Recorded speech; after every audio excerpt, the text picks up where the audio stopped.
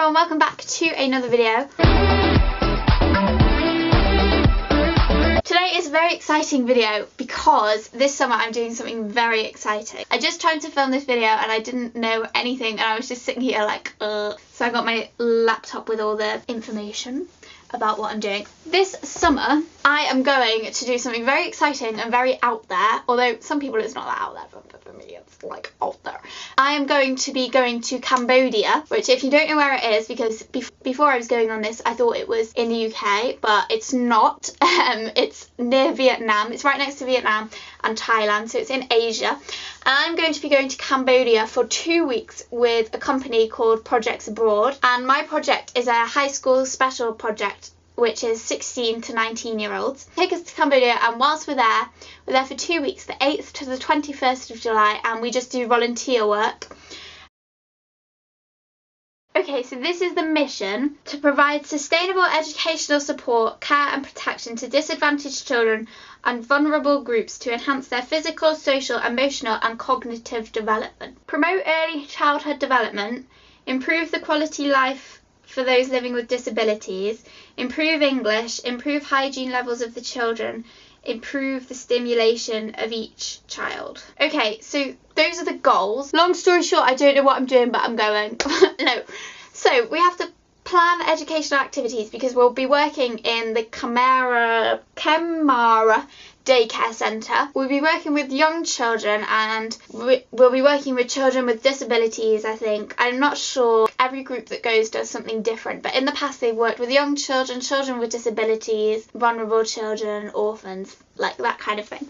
We'll be teaching them English, but through games and play and just like stimulating them. I love working with children, and we have to take with us like games and stuff that the children might not have, so I'm going to be taking stickers and like bubbles that you blow and balloons and things that they might find fun, and little puppets, which I think will be good. Maybe paper plates and lollipops for lollipop sticks to do like masks or something fun that the children will enjoy, and I'm really excited about that. And we're going to be painting and doing murals around the kindergarten, which will stimulate the child learning, making it look nicer and a funner place to learn. And we'll also be working on a vegetable garden. It's quite a poor community, so like growing your own vegetables is obviously a lot cheaper than buying them, so that'll help with the children's nutrition. We'll be doing something along those lines. Obviously it's a completely different culture in Cambodia as it is here, and if you know me in real life, I live in shorts. I always, when I used to go to guides, even in the winter I was always wearing shorts. Like I just like shorts, I always wear them, or short skirts, not like short skirts, but I don't wear skirts below the knee. But in Cambodia it's like a very concealed, conservative dress code. We have to wear trousers that are longer than the knee, and we have to wear skirts that are longer than the knee, and we can't show our shoulders or midriff, not that I would show my midriff, or like cleavage, not that I would, but and we can't wear flip-flops either, even though it's going to be boiling. It might be raining too, but it's hot. It's a hot country. It's near the equator, so that's going to be fun to deal with, but it should be alright. I'm going to get like flowy trousers, but honestly I never wear trousers. The only trousers I wear are leggings, which you're not allowed to wear scruffy clothes, so leggings are scruffy. So that's going to be quite a shock, but it should be good. In Cambodia they speak the Khmer language. I don't know if I'm saying that right. Let's call it Cambodian. And I've learned a bit actually. Siside Kinyon Dorsala Kia. Well, we have to learn like basic bits of the Khmer language, which I'm really worried about because I was watching a video on YouTube the other day, like an introduction to the language, and he was saying that because there's not as many letters and sounds in the Khmer language, it's a basis of how long you say it. So like Susaday, you have to like hold the day at the end, but if you don't hold the day it means something else, and I just have a feeling that I'm going to say something and I'm not going to hold it for the right amount of time and I'm going to end up saying something offensive, which I really hope I don't do because that would be really bad.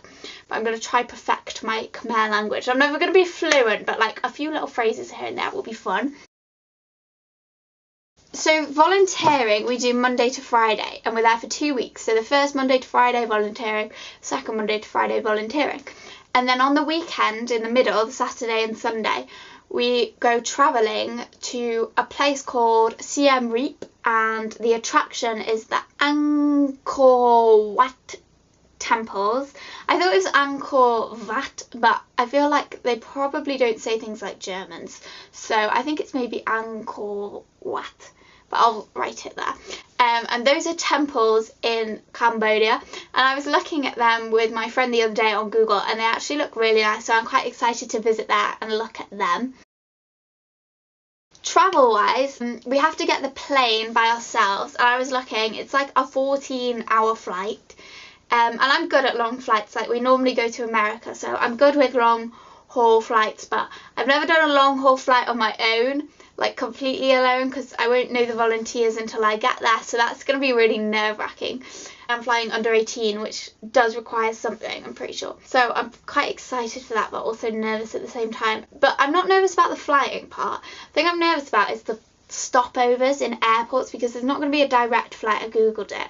I've been abroad 31 times, which means I've probably been on like 62 different plane journeys. And I think out of all them plane journeys, I've only had a non-direct flight once, and that was only a stop in Gatwick, and I was with my family.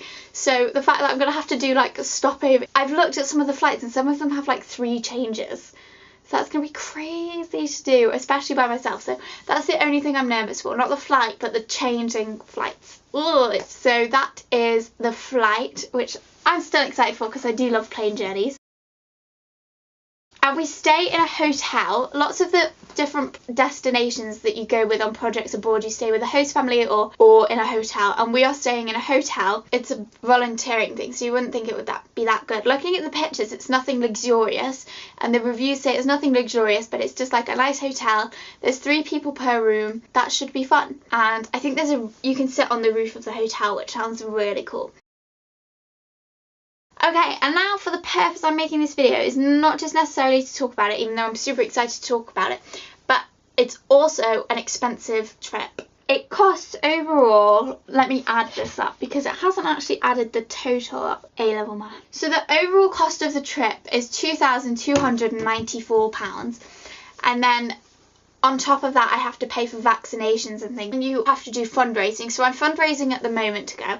I'm not going to, it's a bit of a big ambition to fundraise all that money, but I'm gonna try and like sell cakes and stuff. So far I've raised £15 out of my goal of 2,000, and I was the one that donated that £15.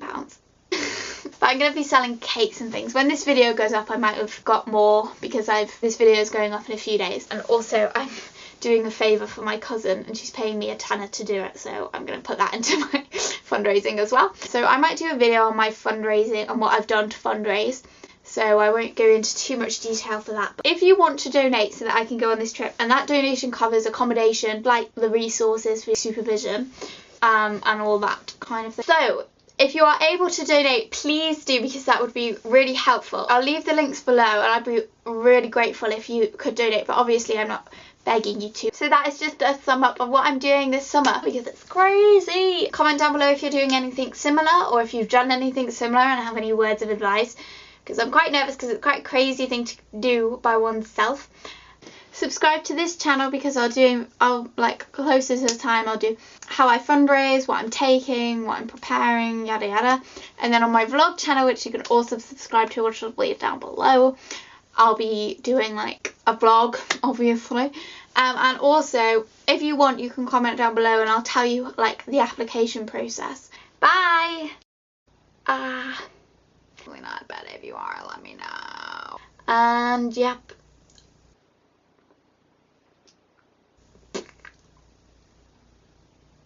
If I can just edit that out. I have no idea what I was saying.